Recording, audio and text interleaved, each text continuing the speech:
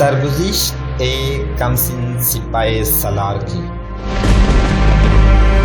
جو ایک مظلوم بہن کی پکار پر ہندو راجاؤں پر چڑھ دوڑا۔ تاریخ اسلام کے اس جرنیل نے بہادری، شجاعت اور قوت ایمانی سے نہ صرف سندھ کو فتح کیا بلکہ اپنے حسن سلوک سے وادی سندھ کو اسلام کے نور سے منور کر دیا۔ توحید پہ جان نشاور کرنے والے اس سپاہی کی کہانی شروع کرنے سے پہلے آپ سے گزارش ہے کہ ہمارے چینل گلوبل نالج کو سبسکرائب کریں اور گھنٹی کے بٹن کو ضرور پریس کریں تاکہ ہماری ہر آنے والی ویڈیو آپ تک بآسانی پہنچ سکے۔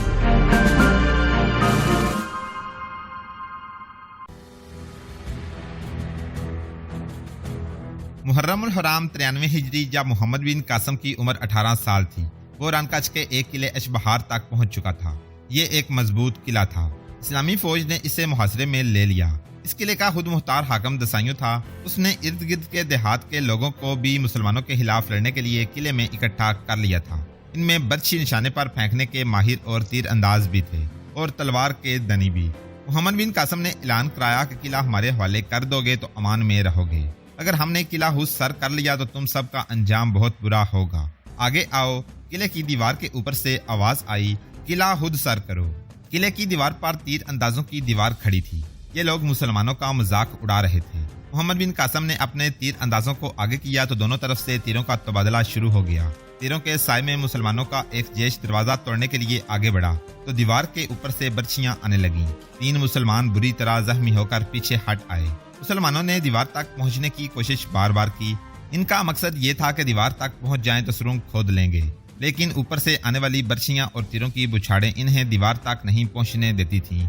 دیوار پر دسائیوں نے ایک ہجوم کھڑا کر رکھا تھا۔ مسلمانوں کا کوئی تیر ضائع نہیں ہوتا تھا۔ ہجوم میں کسی نہ کسی کو لگ ہی جاتا تھا۔ مسلسل 7 دن مسلمان دروازے تک پہنچنے کی کوشش کرتے رہے۔ ادھر دیوار پر جو ہجوم تھا اس میں سے بہت سے آدمی زخمی ہو چکے تھے۔ یہ لوگ فوجی نہیں تھے۔ انہیں دیہات سے بلا کر دیوار پر کھڑا کر دیا گیا تھا۔ انہوں نے جب اپنے ساتھیوں کو تیروں سے زخمی ہوتے اور تڑپتے دیکھا تو اس کا حوصلہ جواب دے گیا۔ محمد بن قاسم نے اپنا آخری حربہ استعمال کیا۔ یہ منجنیکوں کی سنگباری تھی۔ تمام منجنیکیں ساتھ نہیں لے جائی گئی تھیں، 2 یا 3 ساتھ تھیں۔ ان سے دروازے پر پتھر پھینکے جانے لگے۔ اس کے ساتھ ہی قلعے والوں نے دیکھا کہ مسلمان اپنی جانوں کی بھی پرواہ نہیں کرتے اور دیوار تک پہنچ رہے ہیں تو ان کے حوصلے پست ہونے لگے۔ 8ویں روز قلعے پر سفید جھنڈا چڑھا دیا گیا اور دسائیوں نے قلعے کا دروازہ کھولنے کا حکم دے دیا۔ اس نے محمد بن قاسم کا استقبال کیا اور امن کی درخواست کی۔ محمد بن قاسم نے درخواست قبول کر کے اس پر جزیہ اور سالانہ خراج عائد کیا اور وہاں اپنا ایک حاکم مقرر کر دیا۔ اشبہار کے لوگوں میں بغدڑ اور افراتفری برپا ہو گئی تھی۔ انہیں توقع تھی کہ مسلمان لوٹ مار کریں گے اور اس دور کے رواج کے مطابق خوبصورت عورتوں کو گھروں سے نکال کر لے جائیں گے، لیکن مسلمان فوجی نے ایسی کوئی حرکت نہ کی اور ایک ہی روز میں شہر میں امن بحال ہو گیا۔ رن کچھ کا ایک اور بڑا قلعہ بیٹ تھا۔ دیبل کاش کی سردہ فوجی حاکم جابین بیٹ میں حاکم تھا۔ محمد بن قاسم نے بیٹ کا محاصرہ کر لیا اور قلعے پر تابڑ توڑ حملے شروع کروا دیے۔ جابین نے بڑی جلدی ہتھیار ڈال دیے اور یہ اہم قلعہ بھی مسلمانوں کے قبضے میں آ گیا۔ سورت کا قلعہ ابھی باقی تھا۔ اس کا حاکم موکو تھا۔ محمد بن قاسم نے موکو کو صلح اور دوستی کا پیغام بھیجنے کا فیصلہ کیا۔ شعبان سقفی نے کہا کہ موکو کے پاس وہ خود جائے گا اور اسے اس کا وعدہ یاد دلائے گا۔ محمد بن قاسم نے شعبان سقفی کو ہی بھیج دیا۔ اس کے ساتھ محافظ دستے کے 20 سوار بھیجے گئے تھے۔ موکو کو جو ہی اطلاع ملی کہ مسلمانوں کا ایلچی آیا ہے تو اس نے اسے فوراً بلا لیا۔ اب شعبان سقفی تاجروں کے بحروب میں نہیں تھا۔ اس کے لباس سے اس کے رتبے کا اندازہ ہوتا تھا۔ موکو اسے دیکھ کر مسکرایا اور اسے عزت اور احترام سے بٹھایا۔ اسے اس نے پوری تعظیم دی جو ایک سالار کو یا کسی دوسرے بادشاہ کے ایلچی کو ملنی چاہیے۔ میں جانتا ہوں تم کیوں آئے ہو، موکو نے کہا۔ میں اپنے وعدے پر قائم ہوں، تو پھر معاہدہ ہو جانے میں دیر نہیں لگنی چاہیے، شعبان سقفی نے کہا۔ ہمارے سالار اعلیٰ اور لشکر کے امام محمد بن قاسم نے کہا ہے کہ آپ کا راج اسی طرح قائم رہے گا اور اس کی اور آپ کی تمام رعایا کی حفاظت ہماری ذمہ داری ہوگی۔ کیا آپ ہمارے سالار اعلیٰ سے ملنا پسند کریں گے یا وہ آ جائیں اور آپ ان کے قلعے کے دروازے کھول دیں؟ میرے محترم دوست، موکو نے کہا، تم یہ تو جانتے ہو کہ میں اس علاقے کا حاکم اور خاندانی طور پر راجکمار ہوں، لیکن تم یہ نہیں جانتے کہ ہمارا خاندان ان جنگجو خاندانوں میں سے ہے جنہیں لوگ اپنا اور اپنے ملک کا محافظ سمجھتے ہیں اور وہ تسلیم کرتے ہیں کہ حکمرانی اور بادشاہی کا حق انہی جنگجو خاندان کو حاصل ہے۔ اگر میں تمہارے سالار سے ملنے کے لیے چلا جاؤں تو اس کا مطلب یہ ہوگا کہ میں نے اطاعت نہیں قبول کی بلکہ شکست قبول کی ہے۔ تم مجھے پہلی بار ملے تھے تو میں نے تمہیں بتایا تھا کہ میرا اپنا بھائی اور باپ میرے دشمن بنے ہوئے ہیں۔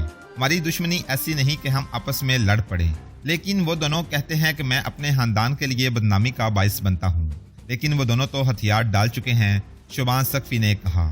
وہ تو بات کرنے کے قابل بھی نہیں رہے۔ یہی ایک وجہ ہے کہ میں دوستی کے معاہدے کے لیے تمہارے سالار کے پاس نہیں جانا چاہتا، موکو نے کہا۔ تو کیا اس کا مطلب یہ ہوگا کہ آپ دوستی کا معاہدہ نہیں کریں گے؟ شوبان ثقفی نے کہا۔ کیا آپ ہمارا مقابلہ کر سکیں گے؟ یہ الگ بات ہے کہ میں مقابلہ کر سکوں گا یا نہیں، موکو نے کہا۔ میں یہ فیصلہ کر چکا ہوں کہ آپ کے ساتھ دوستی کا معاہدہ کروں گا، لیکن اس کا کوئی اور طریقہ اختیار کروں گا۔ میں اس رایا کو جس میں میں ہر دل عزیز ہوں یہ تاثر نہیں دینا چاہتا کہ میں نے بزدلوں کی طرح مسلمانوں کے آگے ہتھیار ڈالے ہیں۔ مجھے تمہاری بات سمجھنے میں دشواری محسوس ہو رہی ہے، شوبان ثقفی نے کہا۔ مجھے شک ہونے لگا ہے کہ تم ہمیں دھوکہ دے رہے ہو، میرے عربی دوست، موکو نے کہا۔ میں نے تمہارے سالار تک پہنچنے کا جو طریقہ سوچا ہے وہ میں تمہیں بتاتا ہوں۔ کچھ دنوں بعد میری ایک بہن کی شادی ہو رہی ہے، یہ شادی ساکرا میں ہوگی اور میں وہاں جاؤں گا۔ میں تمہیں دن اور وقت بتا دیتا ہوں اور ایک جگہ بھی بتا دیتا ہوں، میں وہاں ہوں گا۔ تمہارے کم از کم 1000 آدمی مجھ پر حملہ کریں گے اور مجھے گرفتار کر لیں گے۔ تم اگر مجھے اس طرح پکڑ لو گے تو مجھ پر یہ الزام نہیں آئے گا کہ میں نے لڑے بغیر مسلمانوں کے آگے ہتھیار ڈال دیے ہیں۔ شوبان ثقفی کو یہ تجویز اچھی لگی۔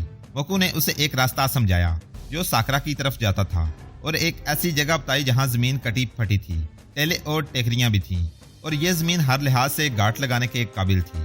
شوبان ثقفی موکو کے ساتھ ضروری تفصیلات طے کر کے واپس آ گیا۔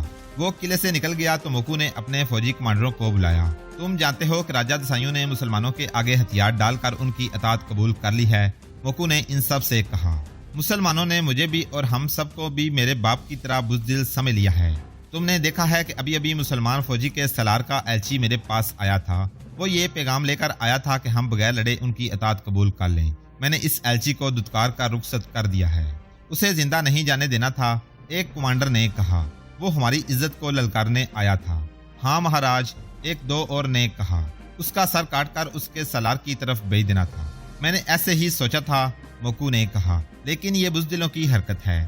جنگجو اکیلے آدمی کو نہیں مارا کرتے، وہ دشمن کے لشکر کا مقابلہ کیا کرتے ہیں۔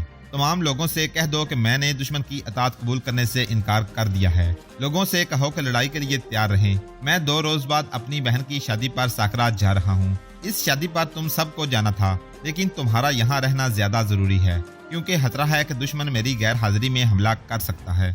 مجھے پوری امید ہے کہ میری غیر حاضری میں حملہ ہوا تو تم مجھے اپنے ساتھ سمجھتے ہوئے دشمن کے ایسے چھکے چھڑاؤ گے کہ وہ سوائے بھاگنے کے اور کچھ نہیں کر سکے گا۔ موکو نے اپنے فوجیوں اور شہریوں میں جوش و خروش پیدا کر دیا۔ مورخوں کی تحریروں سے پتہ چلتا ہے کہ موکو خود سر آدمی تھا۔ یہ بتانا ناممکن ہے کہ اس خاندان پر حملہ ہوا تھا اور جنگی حالات پیدا ہو گئے تھے، پھر انہوں نے اپنی لڑکی کی شادی ملتوی کیوں نہیں کی تھی۔ تاریخوں میں اتنا ہی اشارہ ملتا ہے کہ موکو اپنی بہن کی شادی پر ساکرا جا رہا تھا اور اس نے شوبان ثقفی سے کہا تھا کہ راستے میں اس پر حملہ کر کے اسے گرفتار کر لیا جائے۔